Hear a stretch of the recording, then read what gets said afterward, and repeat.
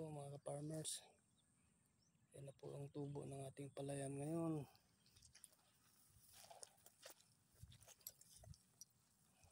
Awa ng Diyos, malusog naman po. May kunting mga dama-dama lang po. Isprayan na po natin to, pero yung iba hindi tinablan po. Ngayon ang ating palayan.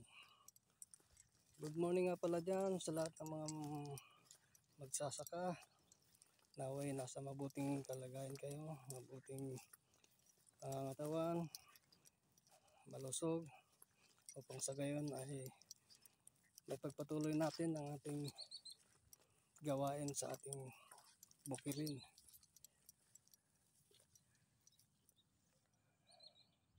Ito na po ang ating palayan. Ito po yung ginawa nating punlaan dati. Medyo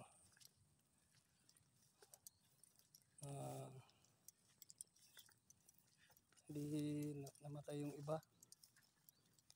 Kinain din ng mga kuhol yung iba, maliliit dati. So okay pa rin.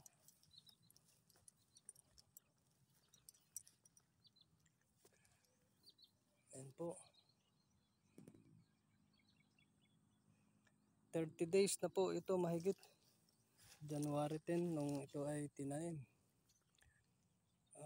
Nag 30 days siya nung February 10. Ano na ngayon? 16. Ay mga pala 16.